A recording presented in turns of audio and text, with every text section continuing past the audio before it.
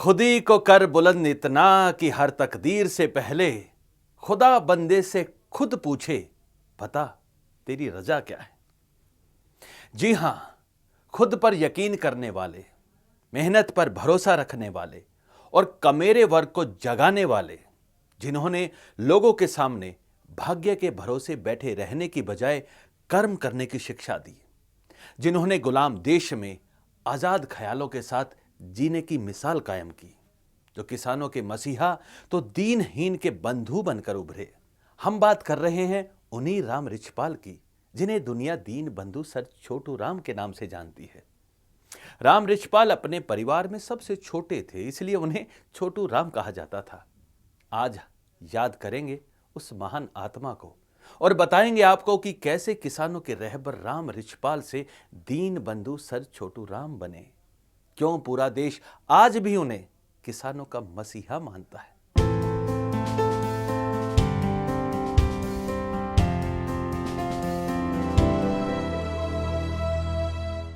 किसानों के सच्चे रहबर, किसानों के मसीहा दीन बंधु सर छोटू राम का जन्म 24 नवंबर 1881 में रोहतक के पास गढ़ी सांपला गांव के गरीब किसान के घर हुआ।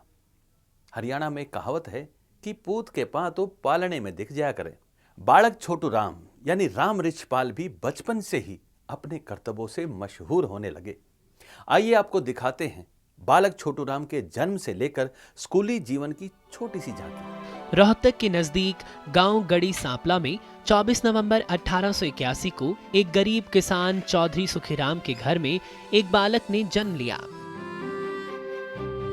नाम रखा राम रिछपाल, लेकिन परिवार में सबसे छोटे थे, इसीलिए सब प्यार से छोटू राम पुकारने लगे। चौधरी छोटू राम की शुरुआती शिक्षा गरीबी के चलते देर से शुरू हुई। जब वे 10 साल के थे तब जाकर उन्हें प्राइमरी स्कूल में दाखिला दिलवाया गया। चौधरी छोटू राम ने मिडिल तक की शिक्षा झज्जर के मिडिल स्कूल से हासिल की। सर छोटू राम पढ़ाई में बड़े होशियार और मेहनती थे। वे आगे भी अपनी पढ़ाई जारी रखना चाहते थे, परंतु सलाह लेने इनके पिताजी गांव के महाजन के पास पहुंच गए, जिसने सलाह दी कि इनको आगे पढ़ाने का कोई फायदा नहीं और इस लड़के को गांव में पटवारी या सिपाही की नौकरी दिलवा दो। परंतु सर छोटू राम महाजन द्वारा दी गई सलाह मानने से इनकार कर गए। अपने चाचा राजेराम की मदद से इन्होंने क्रिश्चियन मिशन स्कूल दिल्ली में दाखिला लिया। इनकी तीव्र बुद्धि से प्रभावित होकर प्राचार्य ने इनकी स्कूल की फीस माफ कर दी और इनको 6 रुपए की मासिक छात्रवृत्ति भी प्रारंभ कर दी। यहाँ भी चौधरी छोटू राम हॉस्टल में रहते थे। हॉस्टल का सफाई कर्मचारी सफाई ढंग से नहीं करता था। चौधरी छोटू राम ने अन्य बच्चों के साथ हॉस्टल के वार्डन पंडित जानकीनाथ से इसकी शिकायत की, जिसने शिकायत पर कोई ध्यान नहीं दिया। इससे परेशान होकर चौधरी छोटू राम ने हॉस्टल में हड़ताल करवा दी। हड़ताल उपरांत सफाई व्यवस्था में सुधार हो गया। इसके कारण लड़के उन्हें अपना नेता मानने लगे और उन्हें जनरल रॉबर्टसन के नाम से पुकारने लगे। देखा आपने, चौधरी छोटू राम का स्वर बचपन से ही विद्रोही था। अन्याय के खिलाफ बालपन से ही उन्होंने आवाज उठानी शुरू कर दी थी। लेकिन सर छोटू राम ने अपना हाई स्कूल से लेकर वकालत तक का सफर कैसे तय किया, देखते हैं।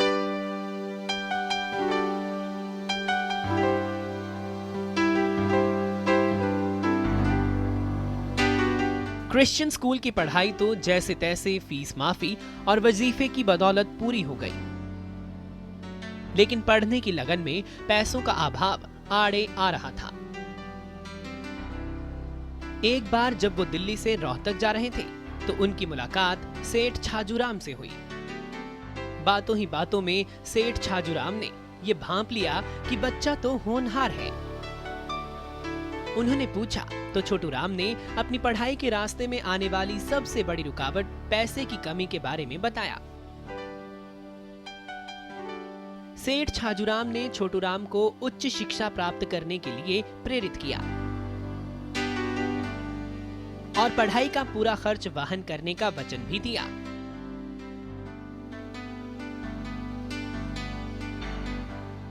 और दयानंद एंग्लो वैदिक कॉलेज लाहौर से आगे की पढ़ाई करने लगे। इसके बाद उन्होंने सेंट स्टीफन कॉलेज दिल्ली से बीए ऑनर्स की डिग्री प्राप्त की। कानून की डिग्री 1910 में इन्होंने इलाहाबाद यूनिवर्सिटी के आगरा कॉलेज से प्राप्त की और 1912 में उन्होंने रोहतक में वकालत शुरू कर दी। वकालत से भी शोषण और अन्याय के खिलाफ लड़ते रहे। साथ ही लोगों को जागरूक करने और शिक्षा के प्रसार के लिए उन्होंने जाट एंग्लो संस्कृत स्कूल की स्थापना की। ये तो था सर छोटू राम का वकालत तक का सफर, जो उन्होंने कड़े संघर्षों के साथ पूरा किया। लेकिन अन्याय के खिलाफ लड़ने के लिए वकालत उनके लिए काफी नहीं थी, इसलिए उन्होंने राजनीति की ओर रुख किया। और एक बार राजनीति का रुख किया तो फिर पीछे मुड़ के नहीं देखा। उनका राजनीतिक कैरियर कुछ इस तरह था। चौधरी छोटू राम ने देख लिया था कि अकेले वकालत के दम पर अन्याय के खिलाफ नहीं लड़ सकते। वो रोहतक के माहौल को भांप रहे थे। यहाँ आर्थिक और राजनीतिक हालात अच्छे नहीं थे। यही सब कारण थे कि छोटू राम स्थानीय राजनीति में शामिल हो गए। 1916 में वो भारतीय राष्ट्रीय कांग्रेस के सदस्य बने और 1916 से 1920 तक रोहतक जिला कांग्रेस कमेटी के अध्यक्ष भी रहे। सन 1920 महात्मा गांधी और जवाहरलाल नेहरू के साथ चौधरी छोटू राम के वैचारिक मतभेद हो गए और नवंबर 1920 में उन्होंने कांग्रेस छोड़ दी। 1923 में इन्होंने यूनियनिस्ट पार्टी जमींदारा लीग की स्थापना की।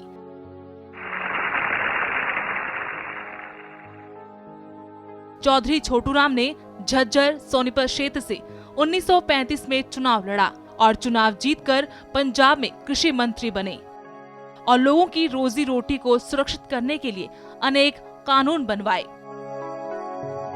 लोग उन्हें अपना मसीहा मानने लगे। वो समाज के हर वर्ग को साथ लेकर चलते थे। उन्होंने अपनी पार्टी में हर वर्ग को उचित स्थान दिया। 1944 के पंजाब असेंबली इलेक्शंस में 175 सीटों में से 18 सीटें महाजनों को दी। लाला दुनीचंद और लाला भगवान दास अग्रवाल तो उनके मंत्री परिषद में भी शामिल थे। अपने पूरे राजनीतिक करियर में वो लगातार काम करते रहे। अंतिम सांस लेने से पहले भी उन्होंने भाखड़ा डैम की योजना का रास्ता साफ किया और सारी फाइलों पर साइन किए। चौधरी छोटू राम महान राजनेता साबित हुए। उनके कामों को याद कर आज भी लोग शुक्रिया करना नहीं भूलते। महिलाओं ने छोटू राम के गीत गाए। एक गीत तो लोकगीत का रूप ले गया था कि हे छोटू राम आर्या हुए। लोक गायकों ने उनकी गाथाएं लिखी तो किसी ने रागनियों के रूप में छोटू राम के जीवन को लिखा और जन जन तक पहुंचाया। 24 नवंबर 1881 देदार के आया था, मिटन ने दुख दीन जनों के सुख विसार के आया था। मान आत्मा सुरपुर तज के एम मार के आया था। दुर्त जीवन पूरा अपना परितवार के आया था। दुर्त जीवन पूरा अपना परितवार के आया था। बेईमान का दुश्मन पुतला, बेईमान का दुश्मन पुतला था ईमान का, जिसकी रग रग में बया करे था लहू किसान का। किस्सा तुम्हें सुनाए ऐसे इंसान का, जिसकी रग रग में बया करे था। चौधरी छोटू राम जैसी शख्सियत किसी भी देश के इतिहास में कभी कभार ही जन्म लेती है। राजनीति में वे जुल्म, अन्याय और शोषण को जड़ से उखाड़ने के लिए आए और फिर एक एक कर जुल्म के हर हथियार को कमजोर कर तोड़ना शुरू किया। कहते हैं लोहे को लोहा काटता है। इसलिए सर छोटू राम ने अंग्रेज हुकूमत के बनाए कानूनों को कानून बनाकर ही तोड़ा। उनकी सोच कुछ अलग तरह की थी। एक बार एक पत्रकार ने उनसे पूछा था कि आप गांधी और नेहरू की आज़ादी की लड़ाई में शामिल नहीं हो, तो उन्होंने कहा था कि उनकी जो लड़ाई है उसमें कुछ ज़्यादा फर्क नहीं आएगा। सिर्फ ऐसा होगा कि सफ़ेद व्यापारी की जगह काला व्यापारी इस गद्दी पे बैठ जाएगा, और मैं जिस कमेरे वर्ग और किसान वर्ग की आज़ादी की कोशिश कर रहा हूँ वो मैं सफ़ेद व्यापारी से तो करवा सकता हूँ। कल को अगर इस गद्दी पर काला व्यापारी बैठ जाएगा तब ये आज़ादी कभी नहीं हो पाएगी। बहुत दूर की सोचते थे। छोटू राम जी की कोशिशों से कौन कौन से कानून पास हुए, देखिए इस रागनी में। पहले कानून के जरिए धरती वापस आ गई, रहन बे मुस्ताजीरी सब रद्द करवा दई, कुछ भी देना नहीं पड़ा मुफ्त में थ्या गई, कहीं गम के बादल गहराए कितने खुशियाँ छा गई, कहीं गम के बदले गहराए कहीं खुशियाँ छा गई। इंतकाल यार जी एक्ट की सूरत शोध के घड़ी, नए नए कानून की जब लगने लगी घड़ी, सुबाए पंजाब की जनता अचरज में पड़ी, नए नए कानून की जब। असल में ये कानून ही थे जिससे किसान, गरीब, मजदूर और मेहनतकश जनता को अपनी मेहनत का फल मिलने लगा, जिससे किसान को जमीन का मालिकाना हक मिला। यहां तक कि फसलों के समर्थन मूल्य के लिए चौधरी छोटू राम ने अंग्रेजों से सीधी टक्कर ली। उन्होंने कहा, जिस खेत से दहका को मयस्सर ना हो रोटी, उस खेत के हर गोशाए गंदुम को जला दो। ये शेर चौधरी छोटू राम का अंग्रेजों को करारा जवाब था। हुआ यूं था कि दूसरे विश्व युद्ध 1942 के समय वायसराय लॉर्ड वेवल ने गेहूं का समर्थन मूल्य 6 रुपए प्रति मण घोषित कर दिया। इस पर चौधरी छोटू राम ने धमकी दी कि हम 10 रुपए प्रति मण से कम नहीं लेंगे। लॉर्ड वेवल के मना करने पर सर छोटू राम बैठक से उठकर ये कहते हुए चले गए कि किसान भाइयों, गेहूं हमारी है और हमारी चीज का भाव तय करे एक फिरंगी। ऐसा नहीं हो सकता, हम कम मूल्य नहीं लेंगे। अगर हमें 10 रुपए प्रति मण गेहूं का मूल्य नहीं मिलेगा तो हम पंजाब में पकी खड़ी गेहूं की फसल को आग लगाकर जला देंगे, परंतु मूल्य कम नहीं लेंगे। और वहां से चले गए। पंजाब के प्रधानमंत्री हयात खां के समझाने पर लॉर्ड वेवल ने अपनी हार मान ली, लेकिन चौधरी छोटू राम ने फिर 10 की बजाय 11 रुपए प्रति मण के हिसाब से गेहूं का समर्थन मूल्य तय करवाया।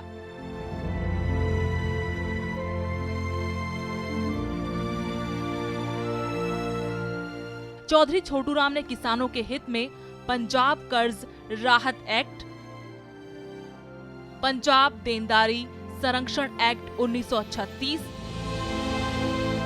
कृषि उपज मंडी act 1939, Punjab money lenders act 1938 जैसे अनेक कानून पास करवाकर खेती को कुर्की से बचाया और रोजी रोटी को सुरक्षित किया। यही नहीं, उन्होंने महसूस किया कि मंडियों में फसल बेचने से लेकर दुकानदारों से सामान खरीदने तक किसान मजदूर चले जाते हैं। इसलिए उन्होंने किसानों को भरोसा दिलाया कि काणी डांडी और काणे बाट छोड़े नहीं जाएंगे, और हुआ भी यही। चौधरी छोटू राम के बनाए कानूनों से किसानों को फसल के उचित दाम तो मिलने लगे, लेकिन अभी भी किसान और मजदूर तबके को अपनी फसल बेचने से लेकर सामान खरीदने तक तोल में गड़बड़ियां हो रही थी। इसकी रोकथाम के लिए सर छोटूराम ने बैंकिंग जांच पड़ताल कमेटी का गठन किया, जिसने अपनी रिपोर्ट में बताया 5 जिलों में कांटों की जांच करने पर 42% कांटों में गड़बड़ी मिली, जबकि 75% वजन करने वाले बाट गलत थे। छोटी तराजू भी 65% खराब मिली। रिपोर्ट में यह भी बताया गया कि हर दुकानदार के पास 2-2 तराजू पाए गए, जिनमें माल खरीदने का तराजू अलग और बेचने का तराजू अलग था।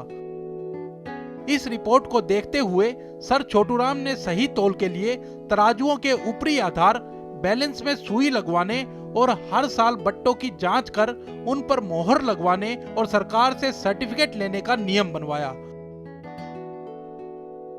और काणी डंडी और काणे बाटों को खत्म किया।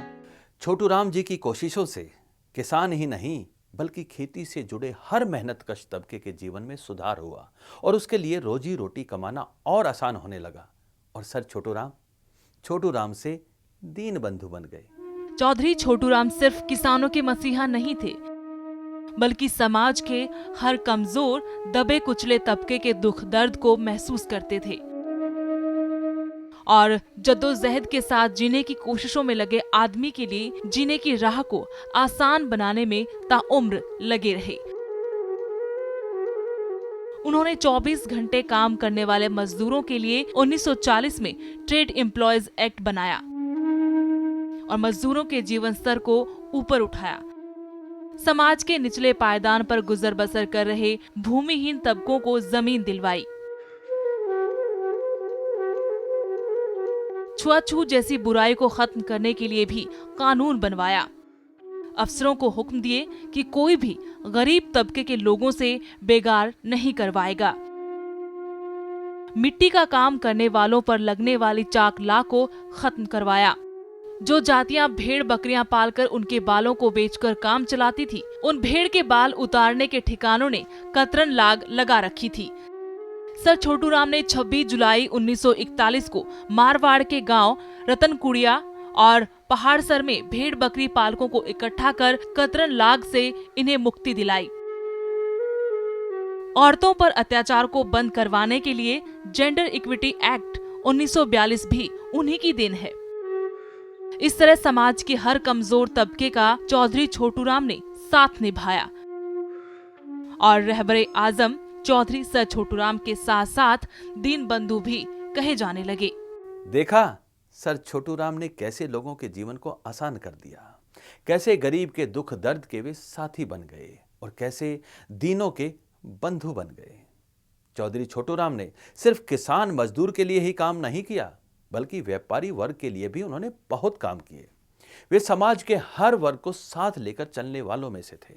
पानीपत में ऊन की सफाई धुलाई का पहला उद्योग, हिसार का टेक्सटाइल उद्योग या लुधियाना का हौजरी उद्योग, सब के सब असल में सर छोटूराम जी की ही देन थे। चौधरी छोटूराम जानते थे कि उद्योगों के विकास के बिना देश की तरक्की हो ही नहीं सकती।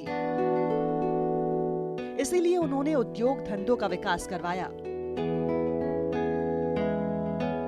उन्होंने ही पंजाब के उद्योग विभाग की शुरुआत की, ITI खुलवाई। व्यापारियों को उद्योगों की ओर खींचने के लिए उन्हें समझाया कि जिस कच्चे माल को तुम जितनी कीमत पर बेच रहे हो, उसी से बना माल तुम्हें 2 गुने और 4 गुने दामों में मिलता है। उन्होंने व्यापारियों को उद्योग लगाने पर सरकार की ओर से सुविधाएं भी दिलवाई। उद्योगों को धन उपलब्ध कराने के लिए पंजाब वित्त मंडल का विकास किया। पानीपत में ऊन सफाई धुलाई का पहला उद्योग लगाया। लुधियाना में 1,20,000 सरकारी कर्ज से हौजरी उद्योग खड़ा किया। कांगड़ा और कुल्लू में ऊन की कताई मिल लगाने के लिए कर्ज दिए। हिसार में टेक्सटाइल्स मिल की स्थापना की। 27 दिसंबर 1938 को लाहौर में उद्योग प्रदर्शनी लगाई गई। जम्मू इलाके में रेशम के कीड़े पालने के उद्योग स्थापित किए गए। छोटे कारीगरों को खिलौने और बर्तन बनाने के लिए आर्थिक मदद दी गई। अमृतसर में कंबल बनाने के लिए उद्योग खड़े किए। ये कंबल इंपीरियल सेना को बेचे जाने लगे। कुल मिलाकर चौधरी छोटूराम ने आर्थिक विकास करने में कोई कोर कसर नहीं छोड़ी।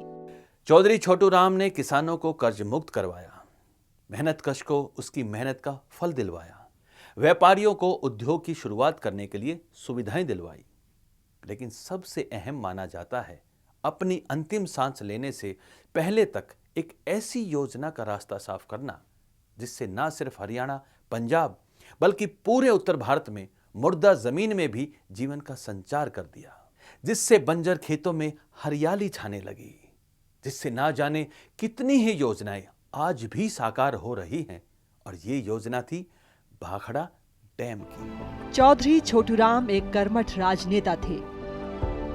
आज पंजाब, हरियाणा और राजस्थान में जो हरियाली छाई है, सब उनकी बदौलत है। असल में चौधरी छोटूराम दूर तक सोच रखने वाले नेता थे। कोई ये सोच भी नहीं सकता था कि बंजर पड़े इन खेतों तक दरियाओं का पानी पहुंचेगा। ये खेत किसी दिन लहलहा उठेंगे। ऐसे में नदियों के पानी को सिंचाई के लिए इस्तेमाल करने की सोची चौधरी छोटूराम ने, जिससे इन राज्यों में आज हरियाली छाई हुई है। भाखड़ा नंगल डैम की योजना सर छोटूराम की बनाई योजना थी। ये योजना उनकी किसानों को आखिरी सौगात थी। भाखड़ा नंगल डैम योजना के निर्माण का शुरुआती काम नक्शा डिजाइन सर लुईन डेन की अध्यक्षता में पूरा किया गया, जो उस वक्त पंजाब के लेफ्टिनेंट गवर्नर थे। 8 जनवरी 1945 को पूरी रात भाखड़ा नंगल डैम योजना की फाइलों पर साइन किए और 9 जनवरी 1945 के सुबह उन्होंने अंतिम सांस ली। और वे जाते जाते भी आखिरी सौगात देकर हमेशा के लिए अमर हो गए।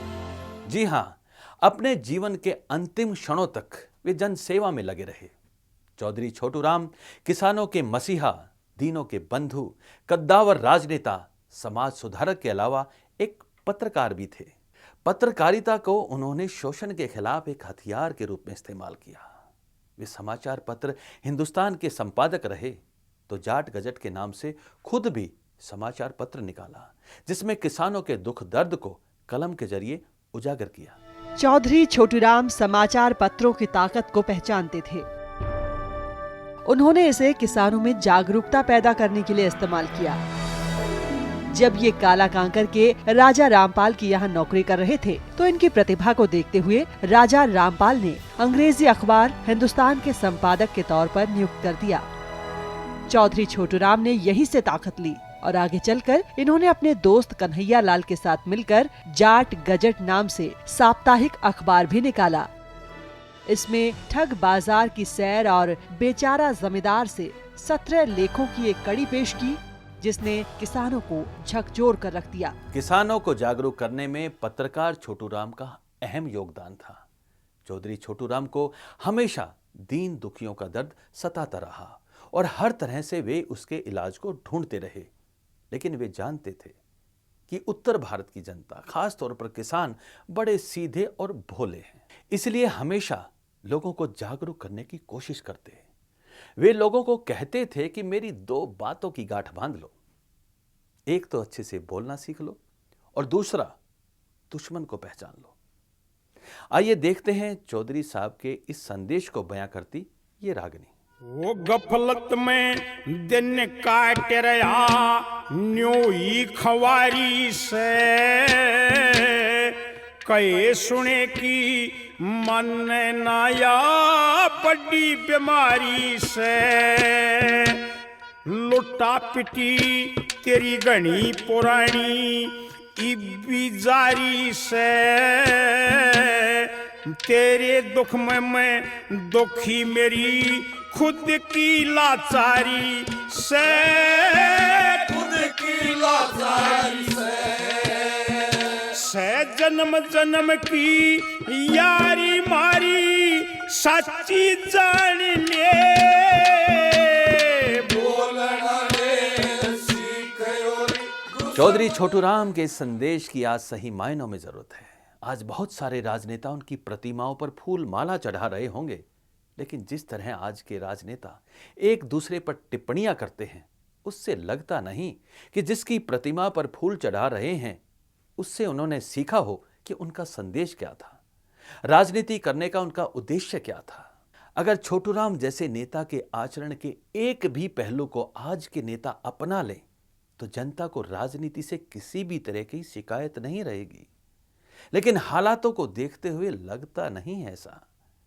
यही कारण है कि आज लोगों को यह कहना पड़ रहा है कि जनता का सच्चा रहबर छोटू राम कहां से लाएं। चले रोहतक में बसया से गड्डी गाम करे तल्याऊं सच्चा रहबर इस जनता का छोटू राम करे तल्याऊं। थे मेल मुलाजे आपस में ईसा महर मलोटा दिखे था मिल के काम करया करते सब भरम भरोटा दिखे था जो दीदे कढ़े ठाडा बन के ना मानस खोटा दिखे था सबका सेवक सबका प्यारा वो सब ते छोटा दिखे था मेरी आत्मा सीढ़ी हो ईसा प्यारा नाम करे तल्याऊं सच्चा रहबर इस जनता का छोटू राम करे तल्याऊं। जी हां, कहां से लाए जनता के उस सच्चे रहबर को, उस साफ सुथरी राजनीति को, उस क्रांतिकारी माहौल को। असल में चौधरी छोटूराम जैसे नेता को आज उनके विचारों को फैलाकर ही दोबारा पैदा किया जा सकता है। सही मायनों में चौधरी छोटूराम को श्रद्धांजलि तभी दी जा सकती है जब देश का किसान खुशहाल होगा, मजदूर का शोषण बंद होगा, गरीब से गरीब आदमी सर उठाकर जीने लगेगा। हम अपने तरीके से चौधरी छोटूराम के संदेश को आप तक पहुंचा रहे हैं। आप भी उनके विचारों की इस जलती मशाल से औरों की जिंदगी को रोशन करें और एक अच्छे शिक्षित समाज को बनाने में सहयोग करें। इसी के साथ मुझे दीजिए इजाजत और आप देखते रहिए हमारा A1 तहलका हरियाणा।